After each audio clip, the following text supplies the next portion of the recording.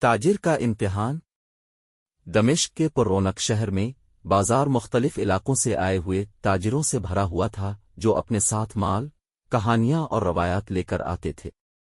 بہت سے اسٹالوں میں سے ایک اپنی انصاف پسندی اور معیار کی بنا پر نمایاں تھا۔ یہ ابراہیم کی دکان تھی، جو اپنی دیانتداری کے لیے مشہور تھا۔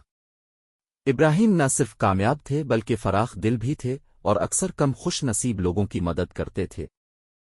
ان کا وفادار شاگرد عمر ان کی طرف دیکھتا تھا اور ان کے نقش قدم پر چلنا چاہتا تھا۔ تاہم عمر کا خاندان مشکلات کا شکار تھا اور اسے اکثر جلدی پیسے کمانے کے طریقے تلاش کرنے کی ترغیب ملتی تھی۔ ایک دن ایک نیا تاجر یوسف نزدیک ہی اپنی دکان کھولتا ہے۔ یوسف اپنی چالاکیوں کے لیے جانا جاتا تھا اور اکثر گاہکوں کو دھوکہ دے کر اپنی طرف راغب کرتا تھا۔ ابراہیم کی کامیابی دیکھ کر یوسف نے ایک منصوبہ بنایا تاکہ ان کی ساکھ کو نقصان پہنچا سکے اور ان کے گاہکوں کو چارا سکے۔ یوسف نے ایک شام عمر سے پرکشش پیشکش کے ساتھ رجوع کیا۔ عمر، تم محنت کرتے ہو، لیکن تمہیں اس سے زیادہ ملنا چاہیے۔ میری ایک چھوٹی سی کام میں مدد کرو اور میں تمہیں اتنے پیسے دوں گا کہ تم اپنے خاندان کا خیال رکھ سکو۔ عمر ہچکچایا لیکن اس کی تجسس بھی تھی۔ تم چاہتے کیا ہو؟ بس ابراہیم کی دکان میں کچھ خراب معیار کے سامان رکھ دو تاکہ انہیں پتہ نہ چلے۔ جب گاہکوں کو پتہ چلے گا، ان کی ساکھ خراب ہو جائے گی اور وہ میرے پاس آئیں گے۔ یوسف نے مکاری سے مسکرا کر وضاحت کی۔ عمر کی کشمکش تھی۔ اسے پیسے کی ضرورت تھی، لیکن وہ جانتا تھا کہ یہ غلط ہے۔ اس رات وہ سو نہ سکا۔ اس کا دماغ اس کے جدوجہد کرنے والے خاندان اور اپنے استاد کی دھوکہ دہی کے خیالات سے بھرا ہوا تھا۔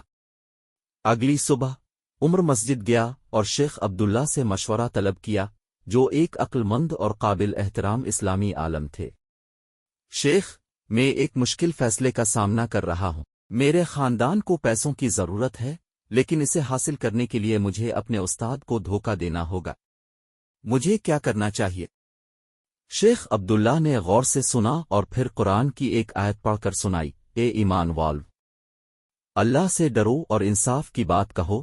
قرآن 33:70۔ انہوں نے کہا، عمر، اللہ ہمیں مختلف طریقوں سے آزماتا ہے۔ حقیقی کامیابی نیکی اور صبر میں ہے۔ دھوکہ عارضی فائدے لا سکتا ہے، لیکن یہ طویل مدتی نقصان کا باعث بنتا ہے۔ عمر نے ایک سکون کی لہر محسوس کی۔ اس نے شیخ کا شکریہ ادا کیا اور اپنی اقدار پر قائم رہنے کا فیصلہ کیا۔ وہ ابراہیم کے پاس گیا اور سب کچھ اقرار کیا، بشمول یوسف کے منصوبے کے۔ ابراہیم نے خاموشی سے سنا اور پھر مسکرایا۔ عمر، مجھے تم پر فخر ہے کہ تم نے صحیح راستہ چنا۔ دیانتداری ہمارے ایمان کی بنیاد ہے۔ آئیے اس چیلنج کو اسلام کی حقیقی روح دکھانے کے موقع میں تبدیل کرتے ہیں۔ انہوں نے مل کر ایک منصوبہ بنایا۔ ابراہیم نے اپنے معمول کے گاہکوں کو یوسف کے دھوکہ دہی کے ہتھ کنڈوں کے بارے میں آگاہ کیا اور انہیں اپنی کاروباری شفافیت کا مشاہدہ کرنے کی دعوت دی۔ انہوں نے اپنی دکان کے دروازے سب کے لیے کھول دیے، اپنے سامان کی معیار اور تجارت کی انصافیت دکھاتے ہوئے۔ یہ بات جلد ہی پھیل گئی اور ابراہیم کی دکان وفادار گاہکوں سے بھر گئی، جو ان کی دیانتداری کی قدر کرتے تھے۔ دوسری طرف یوسف نے اپنے آپ کو تنہا پایا جب اس کے دھوکہ دہی کے طریقے بے نقاب ہو گئے۔ ایک دن یوسف نے ابراہیم سے رجوع کیا۔ اس کا غرور ٹوٹ چکا تھا۔ ابراہیم، میں اب اپنی غلطیوں کا ادراک کرتا ہوں۔ میں واقعی اپنے کیے پر شرمندہ ہوں۔ کیا آپ مجھے معاف کریں گے؟ ابراہیم نے ہمدردی سے یوسف کو دیکھا۔ اسلام میں معافی ایک فضیلت ہے۔ میں تمہیں معاف کرتا ہوں یوسف۔ آئیے اس کو ہمارے دونوں کے لیے سبق بنائیں کہ ہمیشہ اپنے ایمان کی اقدار کو بلند رکھیں۔ یوسف، ابراہیم کی معافی کا شکر گزار، نے اپنی راہیں بدلنے کا فیصلہ کیا۔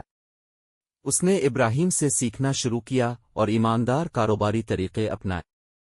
وقت کے ساتھ یوسف نے کمیونٹی کا اعتماد دوبارہ حاصل کیا اور اپنی دیانتداری کے لیے مشہور ہو گیا۔ عمر، جس نے ایک قیمتی سبق سیکھا تھا، ابراہیم کے ساتھ محنت سے کام کرتا رہا۔ اس نے دیکھا کہ دیانتداری اور صبر، یہاں تک کہ مشکلات کے سامنے، حقیقی کامیابی اور سکون لاتے ہیں۔ اخلاقی سبق یہ کہانی سکھاتی ہے کہ اسلام میں دیانتداری اور ایمانداری کی بہت اہمیت ہے۔ دھوکہ عارضی فائدے لا سکتا ہے، لیکن نیکی اور صبر دائمی کامی